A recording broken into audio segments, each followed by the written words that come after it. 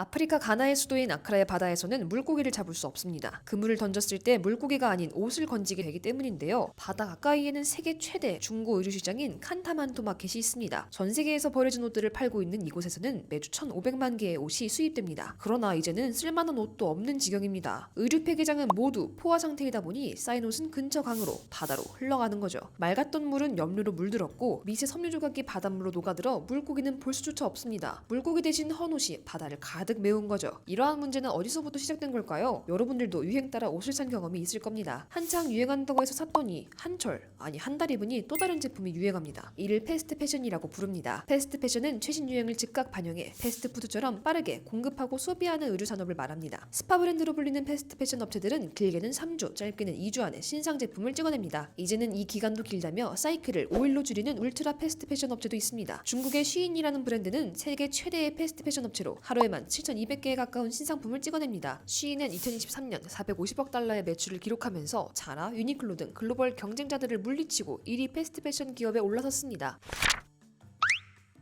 2024년에는 글로벌 경기 침체가 길어지면서 소비자들의 윤리의식과 실제 구매 행위 사이의 간극이 더 벌어졌습니다. 지난해 패스트 패션 산업은 연평균 복합 성장률 15.5%로 약 205조 9,160억 원 규모까지 커졌습니다. 그렇다면 패스트 패션의 그림자를 한번 들여다볼까요? 전 세계에서 매년 생산되는 옷은 약 1,000억 벌, 그 가운데 버려지는 옷은 330억 벌로 추산됩니다. 그런데 버려지는 옷 중 합성 섬유로 만들어지는 옷이 70% 이상입니다. 나일론, 폴리에스테르 등 플라스틱이 주 원료인 거죠. 버려진 옷들은 어떻게 될까요? 중고로 되팔리는 옷은 10% 언저리이며 나머지 옷은 매립되거나 소각되기도 합니다. 합성 섬유로 만들어진 옷은 매립을 해도 수백 년 동안 분해되지 않고 소각시키면 유독가스 때문에 토양을 오염시켜 심각한 환경오염을 유발합니다. 매립이나 소각을 선택하지 않고 옷이 필요한 해외로 수출할 수도 있겠죠. 우리나라를 살펴보면 인구는 세계 29위지만 헌옷 수출국은 세계 5위 대국입니다. 그만큼 옷을 많이 구매하고 버리는 옷이 많은 나라인 거죠. 전문가에 의하면 국내 의류 폐기물은 2023년 기준 10만 톤에 육박했습니다. 이 중 상품 가치가 떨어지는 옷은 킬로그램당 300원 안팎 정도의 인도, 말레이시아, 필리핀, 캄보디아 등 개발도상국에 팔리고 있습니다. 우리가 입지 않으니 입을 사람에게 보내준다면 합리적이지 않냐고 할 수도 있습니다. 그러나 더 이상 해외 국가에서도 노땡큐를 외칩니다. 태국의 아라냐 프라테시의 쓰레기 매립지는 멀리서 보면 언덕으로 보일 만큼 의류 쓰레기가 많습니다. 중고 시장으로 유명한 롱끌라 시장에서 버려진 옷과 신발, 가방들이 이곳에 오는데요. 근처 민가에는 60여 명의 사람이 살고 있습니다. 이들은 냄새와 화재에 항상 고통받고 있죠. 태국 정부는 2023년부터 플라스틱 쓰레기 수입을 제한하고 있고 올해부터는 아예 수입을 전면 금지하기로 했습니다. 하지만 선진국이 보내는 헌옷과 헌신발은 폐플라스틱에 포함되지 않습니다. 중고품들은 재판매될 여지가 있어 공식적으로는 폐기물이 아니기 때문인데요. 의류 쓰레기들은 앞으로도 태국 쓰레기 매립지로 끊임없이 몰릴 예정입니다.